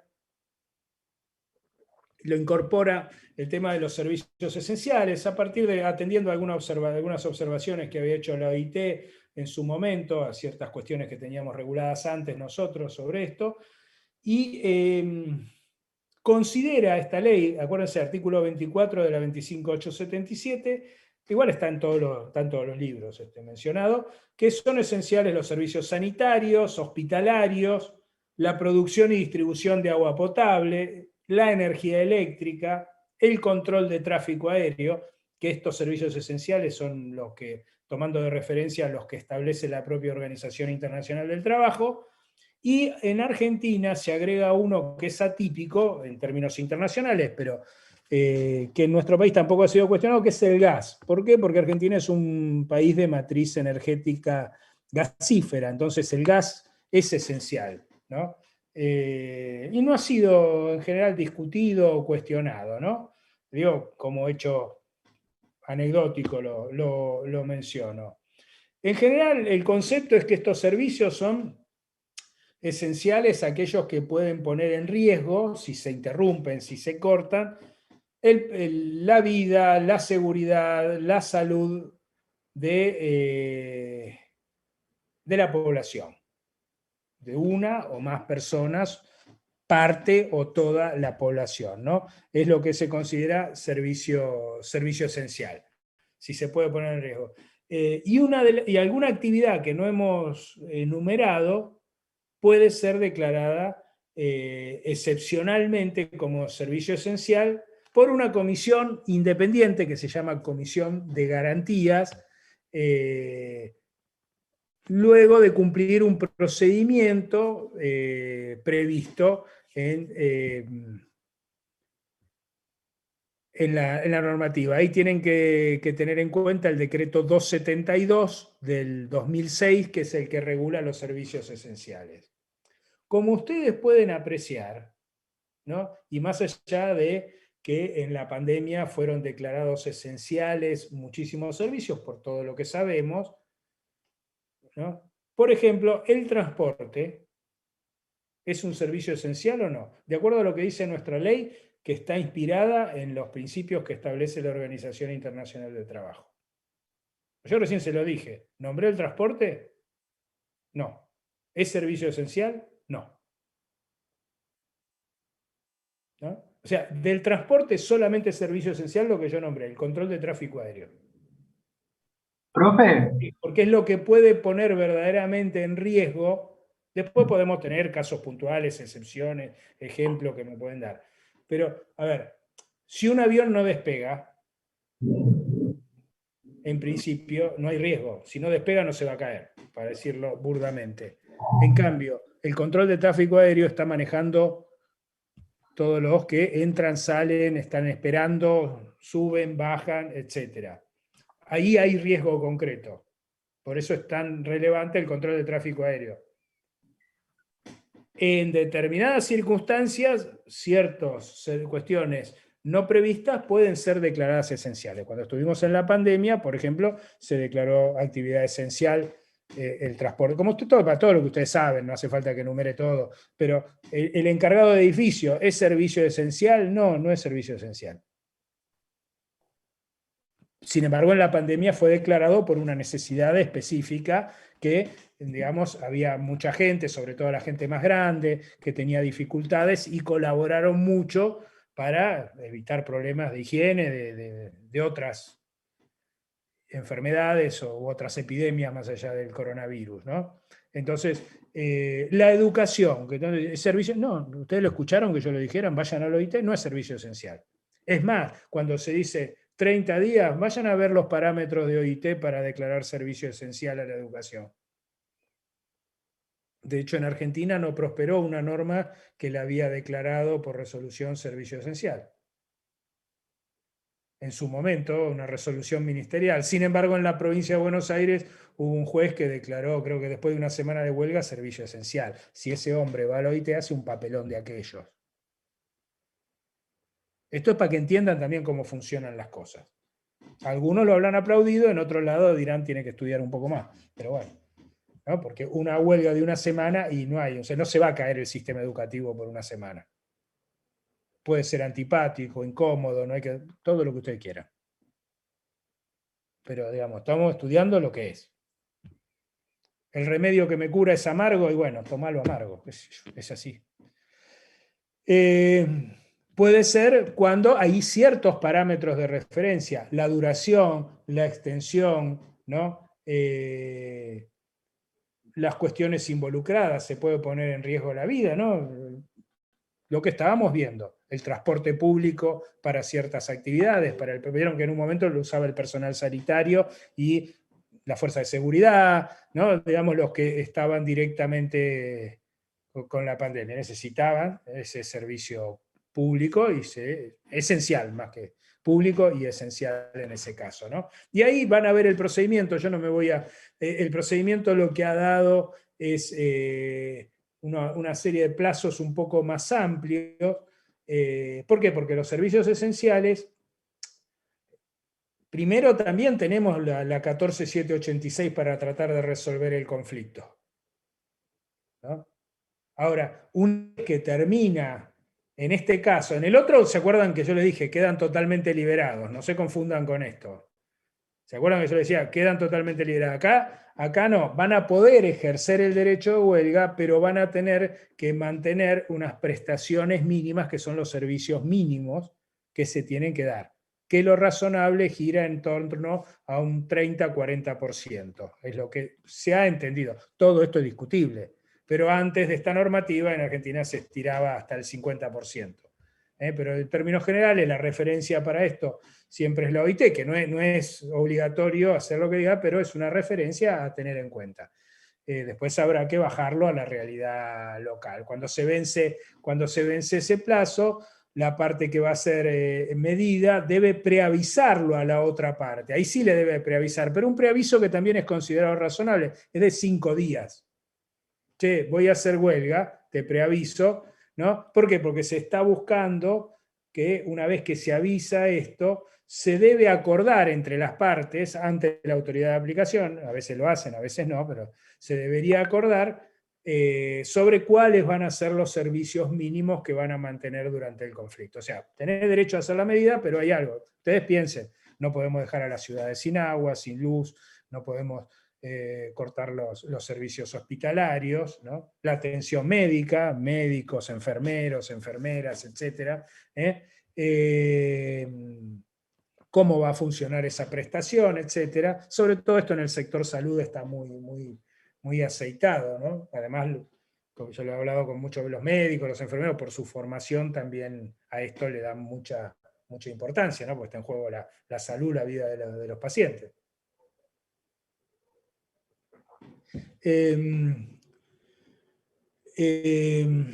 Se establecen, si las partes no cumplieren esto, ¿no?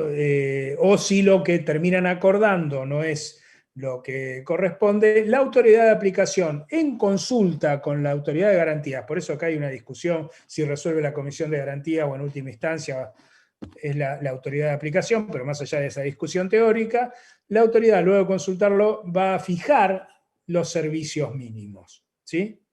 Esto, lo que estoy hablando ahora, es el decreto 272 del 2006, ¿no? Y ahí hay toda una serie de requisitos que les pido que los lean. No vamos a hilar buscándole el pelo al huevo, pero creo que con esto ya tienen un panorama de cómo funciona el tema. Bien. Lo que me quedaría, que va a tener que ver con el trabajo práctico que tienen que hacer, que ya es el último, ya es menos sufrimiento,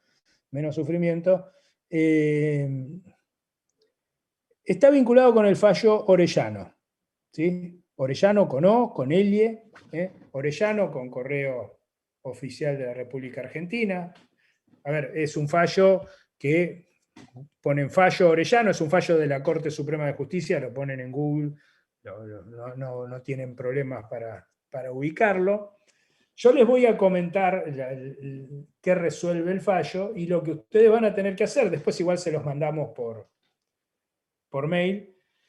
Lo que ustedes van a tener que ver son, yo les voy a decir, les voy a contar el final de la película, pero ustedes nos van a tener que contar a nosotros cuál fue el fundamento para el final de la Corte, para el final de esa película, y qué les parece eso. ¿Les parece bien? ¿Por qué? No me parece bien por esto, no me parece bien por esto, en función de todo lo que venimos hablando y lo que pueden consultar en un texto desde ya sobre el tema este. El fallo Orellano fue un fallo que generó bastante movimiento, por decirlo de alguna forma, porque inclusive la Corte Suprema hizo audiencias, convocó a autoridades públicas, convocó a asociaciones de abogados laboralistas, organizaciones sindicales, ¿no? Empresariales, ¿no? Hace audiencias como para escuchar las opiniones, ¿no? A veces los jueces, más allá de su formación y todo, convocan, ¿no? Organizaciones o personas que conocen de determinados temas para escuchar su opinión y escuchar distintas versiones, enriquecerse y después resolver. Eso sería la idea teórica de esto. ¿Qué se discutía en Orellano? Yo lo voy a contar, después ustedes lo tienen que leer y hacer la tarea que les vamos a remarcar por mail, ¿no? Después se lo vamos a... para que lo tengan.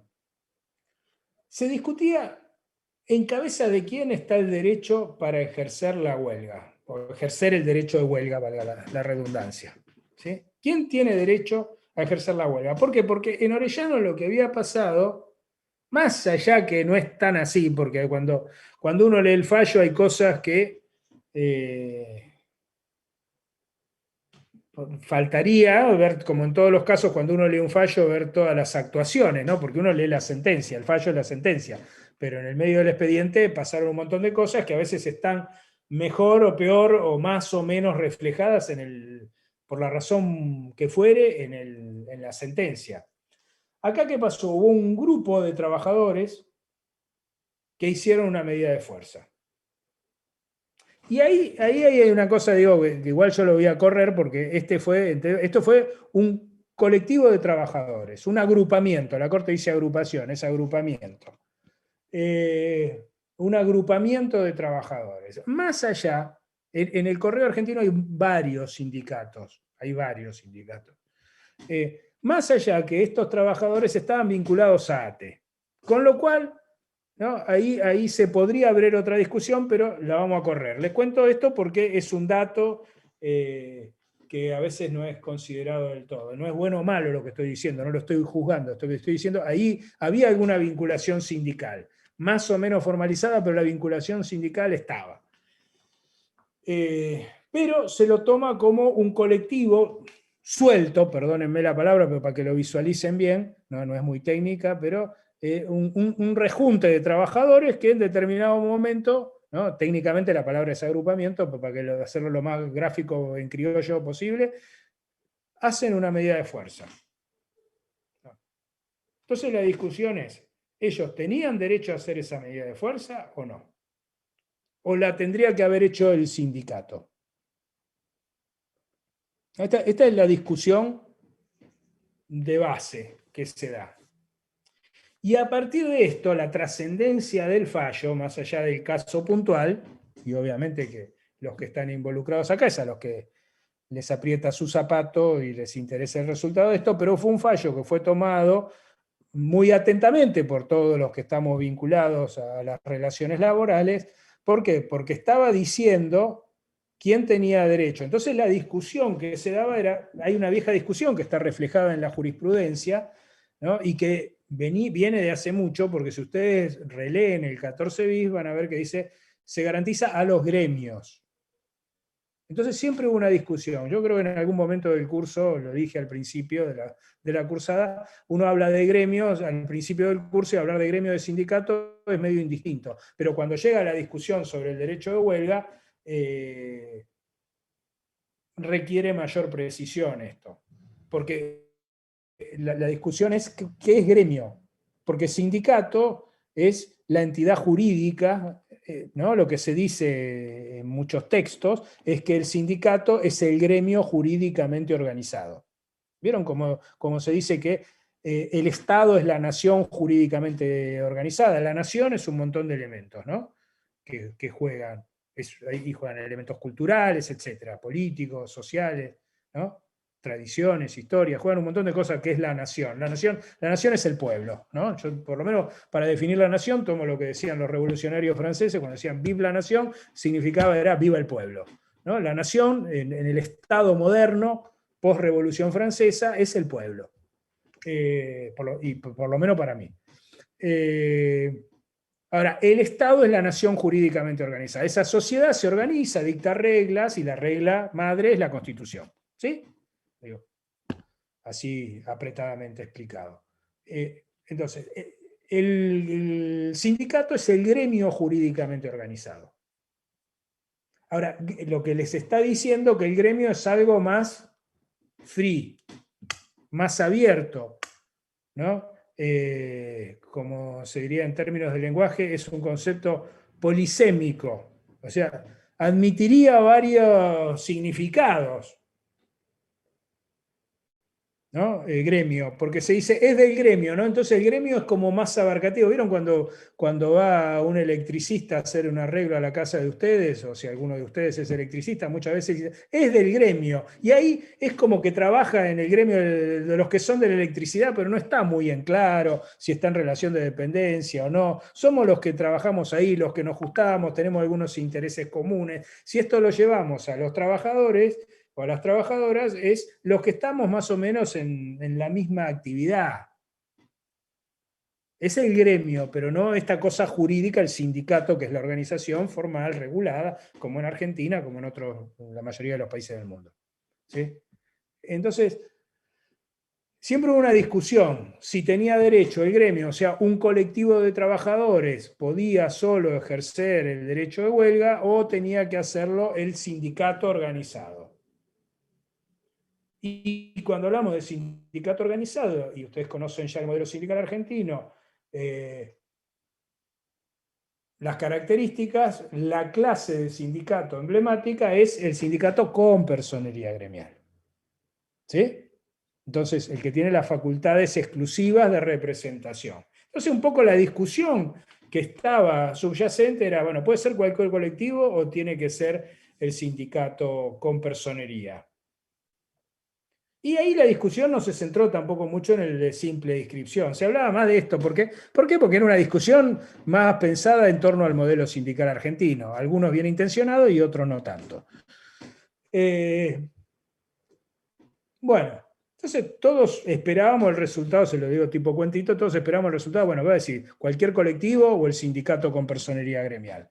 Y la Corte resolvió de otra forma. La Corte, bueno, no, les iba a decir la argumentación, búsquenlo ustedes.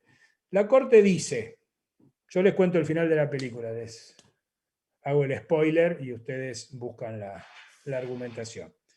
La Corte dice,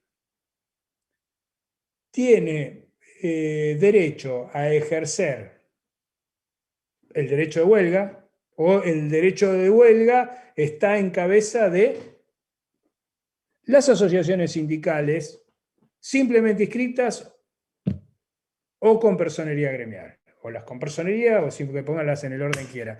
Sindicato simplemente inscrito o sindicato con personería. Un colectivo de trabajadores no tiene derecho a hacer esto.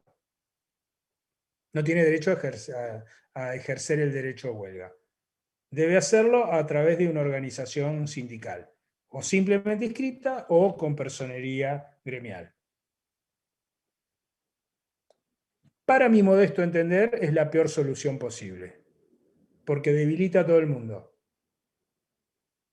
Si hay un colectivo de trabajadores que tiene que hacer algo, le dice, no tenés derecho. Y a la vez, a los sindicatos más representativos del modelo sindical argentino también los debilita, porque habilita a los simplemente inscritos, los pone prácticamente en paridad para hacer medidas de fuerza, sin ningún parámetro de referencia, salvo la argumentación que da, por las razones que da, que me lo contarán ustedes en el trabajo práctico. Yo no lo voy a decir, estoy concentrándome para no ser bocón como suelo ser en estos casos. Así que también es la peor solución, porque les voy a dar mi opinión, que no es la de la Corte, o sea que no me cuenten mi opinión. Digo, porque yo creo que el derecho de huelga está en cabeza del sindicato con personería gremial. Para mí esa es la regla. Ahora, tampoco puedo cerrar la posibilidad de que un colectivo, si se ve abandonado, pueda defenderse solo. Tengo que establecer algún parámetro de referencia. Tampoco acepto que 20 tipos, porque se juntan, dicen somos más representativos que una organización sindical que tiene 100.000 afiliados. No lo acepto. Ahora digo, che, ahora si la organización por alguna razón los abandona, ahora, entonces la pregunta que me hice, y escribí un artículo cuando salió el fallo, que escribimos varios sobre distintas visiones, es un número de la ley, que escribimos varios, a algunos les gustaba, a otros no les gustaba. Yo decía, tiene que haber algún parámetro de referencia, porque para mí el que representa es el más representativo. Es una sobreabundancia, pero válida. Ahora, si lo abandona el otro, ¿cuál es el parámetro de referencia? Y yo me incliné por un parámetro de referencia que diría es la renuncia de derechos, o si quieren, teniendo muy, muy presente el principio de renunciabilidad. A ver, si a mí me están haciendo renunciar, perder derechos, ¿se me está afectando el orden público? ¿Y el sindicato no me defiende? Bueno, me defiendo como puedo. ¿Sí?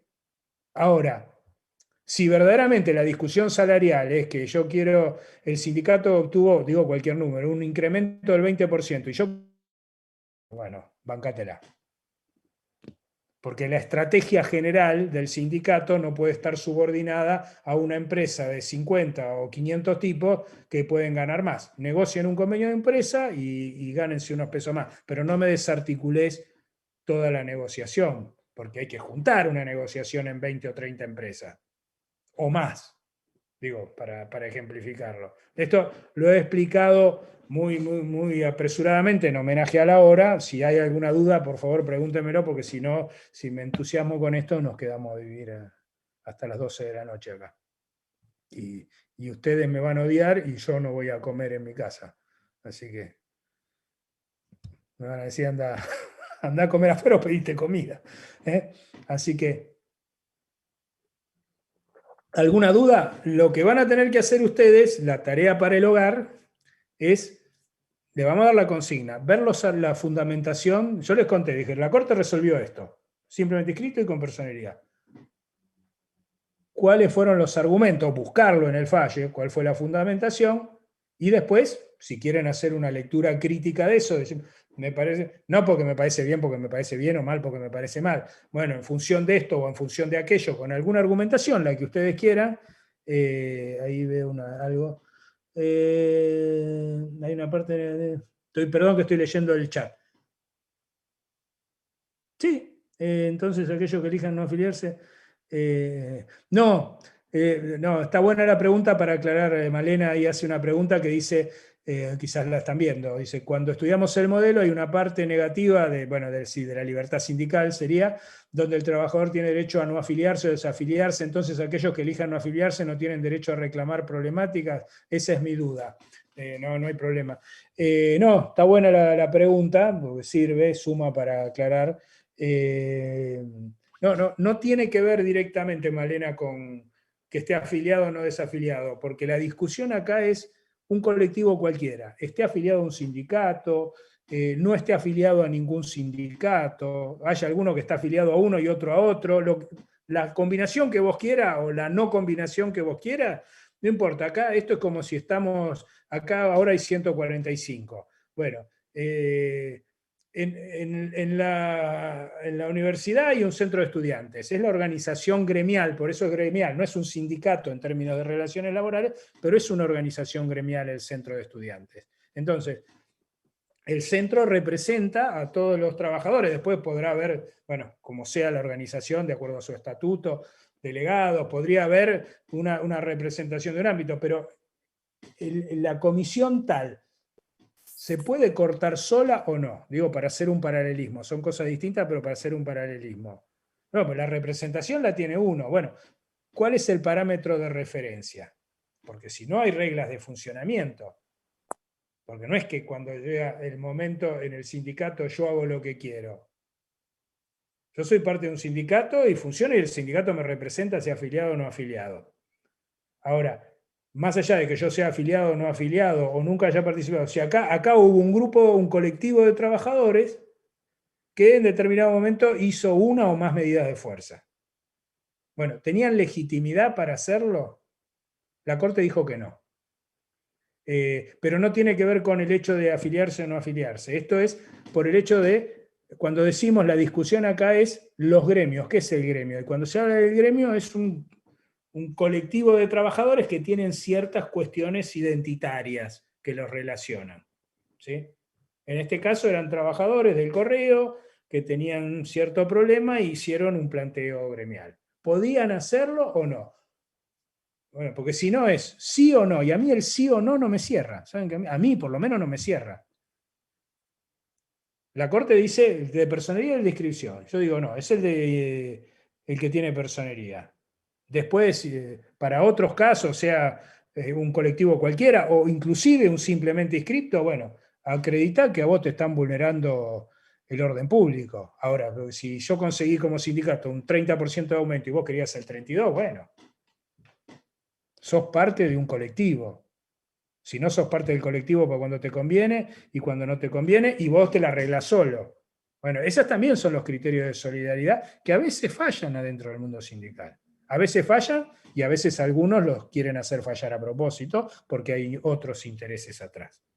Y ya ustedes en el ejercicio profesional, ahí quedó más o menos, Malena, creo que claro, por lo que me decís, lo van a ver, lo van a ver. Bien, ¿alguna otra pregunta? Gracias por la pregunta. ¿Alguna otra pregunta? ¿No? Bueno, les mandamos por mail la consigna y tienen todo mañana para entregarlo, ¿no? Mario, Así. perdón. Sí, Martín. Ya mandé la asistencia y ahora les voy a mandar el formulario para el trabajo práctico. Ya lo pongo acá en el chat. Dale. Dale. Así que bueno, los liberamos, ¿no? ¿O falta algo, Martín? Decime vos. Ahí te decía que falta, ahí le pongo en el chat Dale. el link del trabajo práctico. Profe, ¿la consigna también la envían al link o por mail? Ahí, Martín, ¿cómo lo enganchamos? Yo después les mando la consigna como...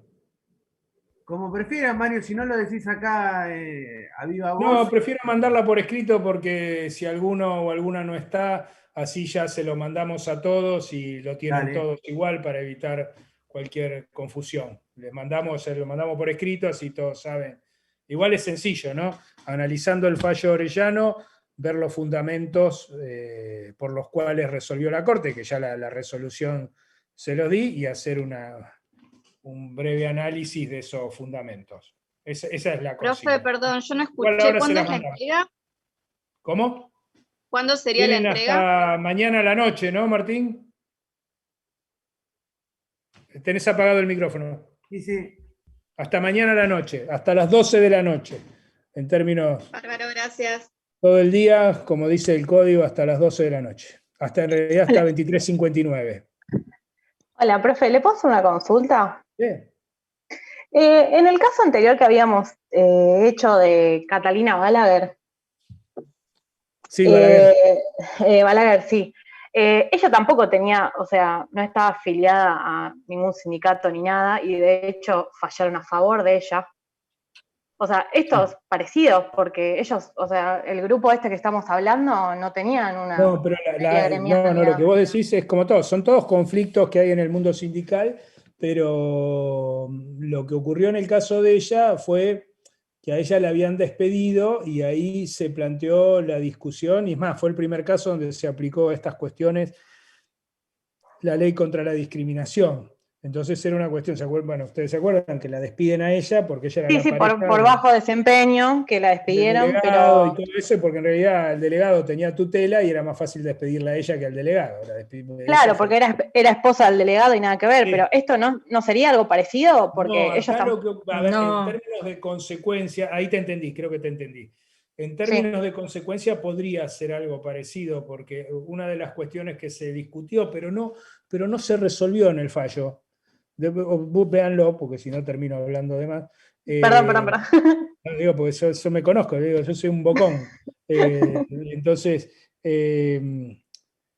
una de las cuestiones que se discute ahí es el tema de la discriminación, si acá hubo una discriminación o no, porque la discriminación está subyacente, y la discriminación alcanza causales sindicales, ¿no?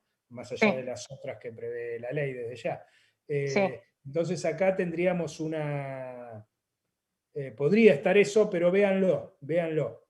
Y Listo. además piensen en las consecuencias, ¿no? Porque las consecuencias, después hubo un par de fallos que quisieron acomodar eso, porque están dos, en realidad son dos fallos. Está Orellano, que es el que estudiamos nosotros, y otro de Filippi, que bueno, que va a ser un fallo que en algún momento va a dar algunas respuestas también por otro lado.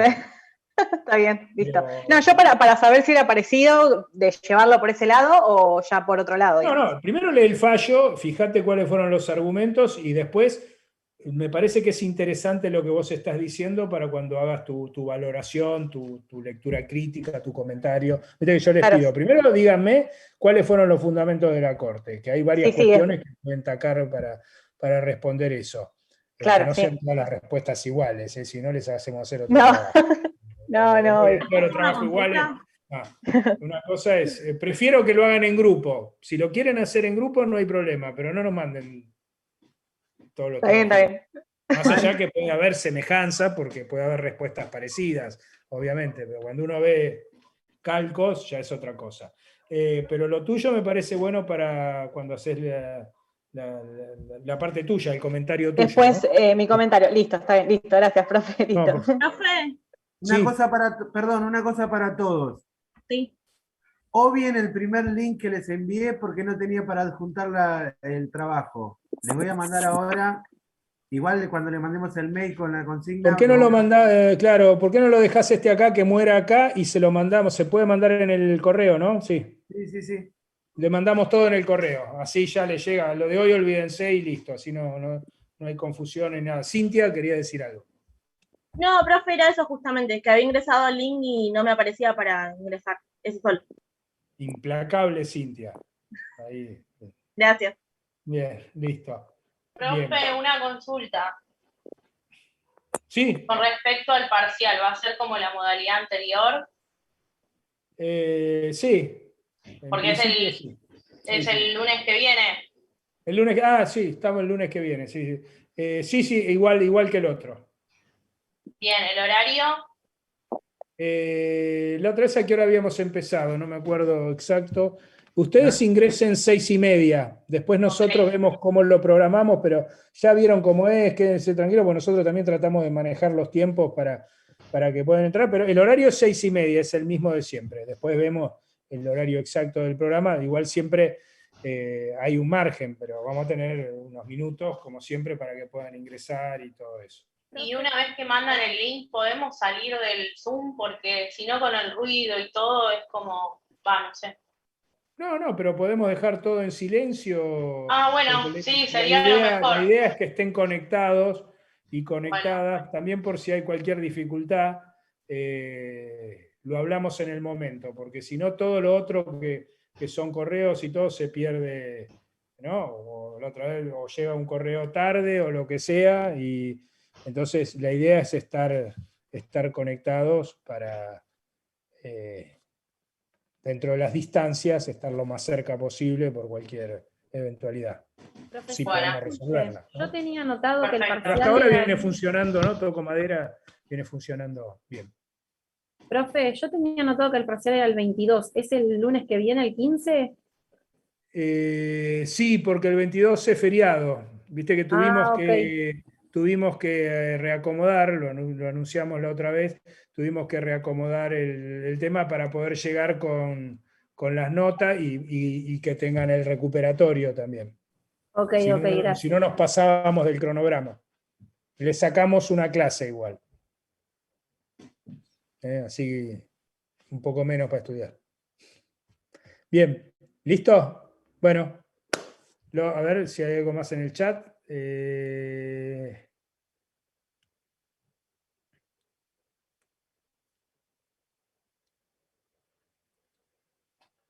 Sí, lo que estamos discutiendo acá es, no, el argumento, si es legítimo o no, el argumento de la Corte. Después verán ustedes si lo consideran legítimo o no. Malena, que me dijo ahí de nuevo. Pero también evalúenlo ustedes lo que les decimos.